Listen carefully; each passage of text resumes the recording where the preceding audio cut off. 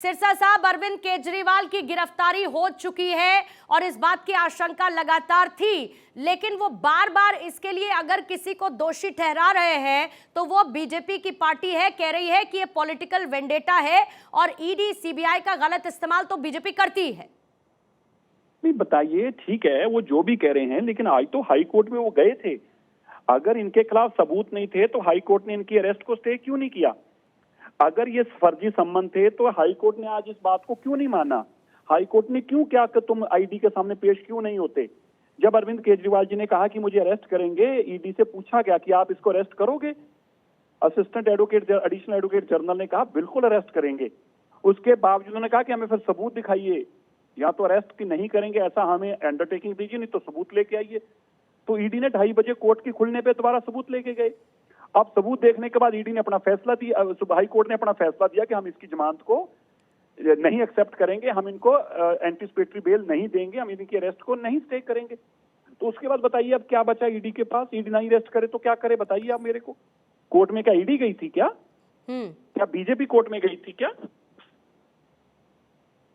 सिरसा साहब, लेकिन दिक्कत यह है कि अब इसको किस तरीके से परसेप्शन इसका क्रिएट किया जा रहा है।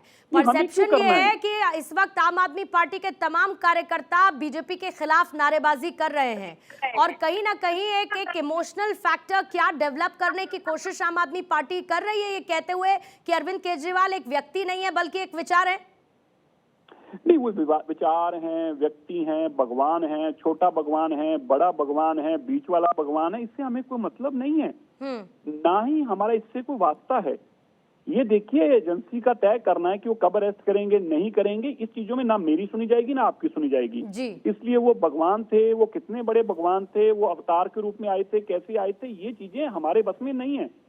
हमें सिर्फ इतना पता है कि करप्ट आदमी था, एक मुख्यमंत्री जिसने करप्शन किया और उसको अपने अंजाम पर जाना पड़ा। और करप्शन करोगे तो जेल जाना पड़ेगा, ये इस देश का कानून है। देश के कानून ने कार्रवाई की, देश के कानून के सामने वो गए थे, देश के कानून के हाई कोर्ट के 2 जजेस ने फैसला किया कि हम इसको नहीं अरेस्ट करेंगे। ये सच्चाई है, बाकी सब झूठ है। जी, शुक्रिया मनजिंदर सिंह सिरसा हमारे साथ जुड़ने के लिए। कपिल मिश्रा, बीजेपी के नेता, एक बार फिर से हमारे साथ जुड़ चुके हैं। और कपिल मिश्रा जी, थोड़ी देर पहले आप ये कह रहे थे कि अरविंद केजरीवाल की गिरफ्तारी होगी और अब जो आगे का अध्याय है वो जेल में लिखेंगे। यही बात अब आम आदमी पार्टी भी कह रही है कि सरकार चलेगी, जेल से चलेगी और कोई इस्तीफा नहीं होगा उनकी तरफ से। देखिए, केजरीवाल की जो राजनीति है उसका ये आखिरी चैप्टर लिखा जा रहा है। जो भ्रष्टाचार, घोटाला, कमीशन खोरी केजरीवाल ने की, उसकी परिणति यही होनी थी। इसके बाद के जो अध्याय हैं केजरीवाल की जिंदगी के, वो एक अपराधी की तौर पे लिखे जाएंगे, जेल में लिखे जाएंगे, जहां पे भ्रष्टाचारी घोटालेबाज रहते हैं। अब आम आदमी पार्टी जेल से सरकार चलाने के सपने देख सकती है, लेकिन दिल्ली की जनता ऐसा होने नहीं देगी। बहुत सालों के बाद एक भ्रष्टाचारी मुख्यमंत्री से दिल्ली की जनता को राहत मिली है। आज दिल्ली के लिए एक खुशी का दिन है। सत्यमेव जयते का सिद्धांत दोबारा सही साबित हुआ है और जो गति केजरीवाल की सुनिश्चित थी वही गति हो रही है। लेकिन दिल्ली की जनता प्यार करती है अरविंद केजरीवाल से और ये प्यार बना रहेगा, ये कह रही है आतिशी मरलीना। आतिशी मरलीना तो इस वक्त उनका शब्द कुछ और निकल रहे हैं और चेहरे की मुस्कान कुछ और कह रही है। उनकी नजर जिस कुर्सी पर है वो कुर्सी कुछ देर में खाली हो जाएगी और वही उनकी चेहरे की मुस्कान बता रही है। लेकिन दिल्ली की जनता कितना प्यार करती है, मनीष सिसोदिया के समय 4 आदमी को आम आदमी पार्टी सड़क पे उतार नहीं पाई, संजय सिंह की गिरफ्तारी के समय नहीं उतार पाई, और केजरीवाल के जेल जाने पर भी दिल्ली में केवल और केवल खुशी और उत्साह का माहौल है।